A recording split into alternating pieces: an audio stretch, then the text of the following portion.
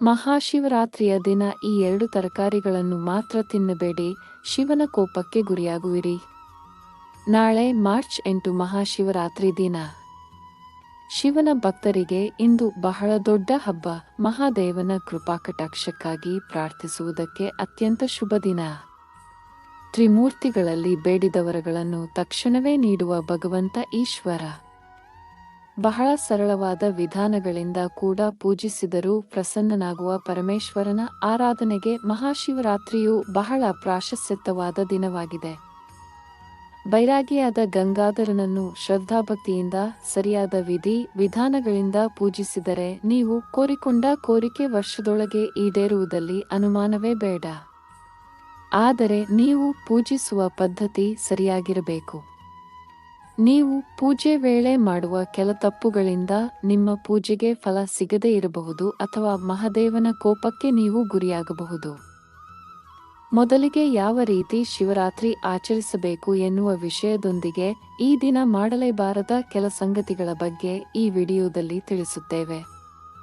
ನೀವು ಶಿವರಾತ್ರಿ ಹಬ್ಬದ ದಿನದಂದು ಬ್ರಾಹ್ಮಿ ಮುಹೂರ್ತದಲ್ಲಿ ಎದ್ದು ಸ್ನಾನ ಮಾಡಿ ಮಡಿ ಹುಟ್ಟುಕೊಳ್ಳಬೇಕು. ಅದರಲ್ಲೂ ಹೊಲಿಗೆ ಬೀಳದಂತಹ ವಸ್ತುಗಳನ್ನು ಉಟ್ಟುಕೊಳ್ಳುವುದು ಬಹಳ ಶುಭ ಎಂದು ಹೇಳಲಾಗುತ್ತದೆ. ಅಂದರೆ ಮಹಿಳೆಯರು ಸಾಂಪ್ರದಾಯಿಕವಾಗಿ ಸೀರೆ ಹಾಗೂ ಪುರುಷರು ಪಂಚೆ ಮತ್ತು ಶಲ್ಯ ಧರಿಸಿ ಶಿವನ ಪೂಜೆಗೆ ಕುಳಿತುಕೊಳ್ಳುವುದು ಶ್ರೇಷ್ಠ ಎನ್ನುವುದು ಅನಾದಿ ಕಾಲದಿಂದ ರೂಢಿಯಾಗಿರುವ ಪದ್ಧತಿ. ಮತ್ತು ಈ ದಿನದಂದು ಮುಂಜಾನೆ ಜೊತೆಗೆ ರಾತ್ರಿ ಸಮಯ ಕೂಡ ಶಿವ ಪೂಜೆ ಮಾಡಿರುವುದು ಅತ್ಯಂತ ಶುಭಕರ. ಹೀಗೆ ಶುಭ ಪೂಜೆ ಮಾಡುವಾಗ ಶಿವನಿಗೆ ಪ್ರಿಯವಾದ ಕೆಲ ವಸ್ತುಗಳನ್ನು ಅರ್ಪಿಸುವುದರಿಂದ ಶಿವನ ಕೃಪೆಗೆ ಪಾತ್ರರಾಗಬಹುದು. ಈ ದಿನ ಉಪವಾಸ ಇದ್ದು ರಾತ್ರಿ ಪೂರ್ತಿ ಜಾಗರಣೆ ಇರುತ್ತಾರೆ ಹಾಗೂ ಪ್ರತಿದಿನವ ಶಿವಪೂಜೆ ಮಾಡಲು ಸಾಧ್ಯವಾಗದೆ ಇದ್ದವರು ಶಿವರಾತ್ರಿಯ ಈ ದಿನದಂದು ಆದರೂ ಶುಭ ಪೂಜೆ ಮಾಡಲು ಬಯಸುತ್ತಾರೆ. ಹೀಗೆ ಶಿವ ಪೂಜೆ ಮಾಡುವಾಗ ನೀವು ಬಿಲ್ಪತ್ರೆ, ತುಂಬೆ ಹೂವು, ಮಲ್ಲಿಗೆ ಹೂವು, ಪಾರಿಜಾತ ಹೂ ಈ ರೀತಿ ಹೂವುಗಳಿಂದ ಶಿವಲಿಂಗವನ್ನು ಪೂಜಿಸಿ ಮನೆಯಲ್ಲಿ ನರ್ಮದೇಶ್ವರ ಅಥವಾ ಸ್ಫಟಿಕಲಿಂಗ ಇದ್ದರೆ ಅದಕ್ಕೆ ಪೂಜಿಸಬಹುದು. ಈ ದಿನ ಉಪವಾಸ ಇದ್ದು ರಾತ್ರಿ ಪೂರ್ತಿ ಜಾಗರಣೆ ಇರುತ್ತಾರೆ ಹಾಗೂ ಪ್ರತಿದಿನವ ಶಿವಪೂಜೆ ಮಾಡಲು ಸಾಧ್ಯವಾಗದೆ ಇದ್ದವರು ಶಿವರಾತ್ರಿಯ ಈ ದಿನದಂದು ಆದರೂ ಶುಭ ಪೂಜೆ ಮಾಡಲು ಬಯಸುತ್ತಾರೆ.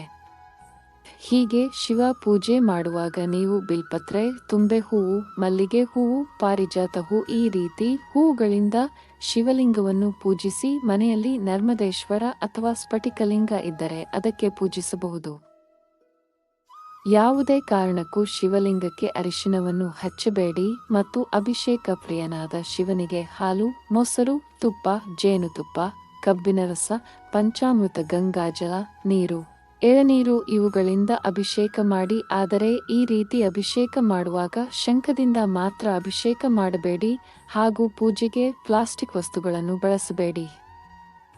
ಎಲ್ಲಕ್ಕಿಂತ ಮುಖ್ಯವಾಗಿ ಯಾವುದೇ ಕಾರಣಕ್ಕೂ ಈ ದಿನ ಸಂಪಿಗೆ, ಕೇದಿಗೆ ಹಾಗೂ ತುಳಸಿ ಹೂವುಗಳನ್ನು ಶಿವಲಿಂಗಕ್ಕೆ ಅರ್ಪಿಸಲೇಬಾರದು. ಇದರಿಂದ ನೀವು ಶಿವನ ಕೋಪಕ್ಕೆ ಗುರಿಯಾಗುತ್ತೀರಿ. ಅದೇ ರೀತಿಯಾಗಿ ನೀವು ಸಾಧ್ಯವಾದಷ್ಟು ಶಿವನ ನಾಮಾವಳಿಗಳನ್ನು, ಪಂಚಾಕ್ಷರಿ ಮಂತ್ರವನ್ನು, ಅಷ್ಟೋತ್ತರಗಳನ್ನು ಮತ್ತು ಶಿವನ ಕಥೆಗಳನ್ನು ಹೇಳುತ್ತಾ ಕೇಳುತ್ತಾ ಸಮಯ ಕಳೆಯಿರಿ. ನಿಮ್ಮ ಮನೆಯಲ್ಲಿ ಶಿವ ಪೂಜೆ ಮಾಡಲು ಅವಕಾಶವಾಗದೆ ಹೋದರೆ ಈ ಪೂಜಾ ವಸ್ತುಗಳನ್ನು ಹತ್ತಿರದಲ್ಲಿರುವ ಶಿವ ದೇವಾಲಯಕ್ಕೆ ಅರ್ಪಿಸಬಹುದು. ಮತ್ತು ಈ ದಿನ ಪೂರ್ತಿ ಉಪವಾಸ ಇದ್ದು ಜಾಗರಣೆ ಮಾಡುವ ಪದ್ಧತಿ ಇರುವುದರಿಂದ ಜಾಗರಣೆ ಸಮಯದಲ್ಲೂ ಕೂಡ ಶಿವನ ಧ್ಯಾನವನ್ನು ಮಾಡಬೇಕು. ಜಾಗರಣೆ ಸಮಯವನ್ನು ಹಾಳು ಹರಟೆ ಮಾಡಿ ಕಾಲಹರಣ ಮಾಡಬಾರದು. ಹಾಗೆಯೇ ಪೂರ್ತಿ ದಿನ ಉಪವಾಸ ಇರಲು ಆಗದೆ ಇದ್ದವರು ಹಾಲು ಮತ್ತು ಹಣ್ಣುಗಳನ್ನು ಸೇವಿಸಬಹುದು. ಆದರೆ ಈರುಳ್ಳಿ ಮತ್ತು ಬೆಳ್ಳುಳ್ಳಿ, ಮಾಂಸ, ಮೊಟ್ಟೆ ಇಂತಹ ಪದಾರ್ಥಗಳನ್ನು ಇಂದು ಸೇವಿಸಲೇಬಾರದು. ಮದ್ಯಪಾನ ಮಾಡಲೇಬಾರದು. ಇದನ್ನು ಪಾಲಿಸಿದರೆ ಖಂಡಿತ ಶಿವನ ಆಶೀರ್ವಾದ ನಿಮಗೆ ದೊರೆಯುತ್ತದೆ.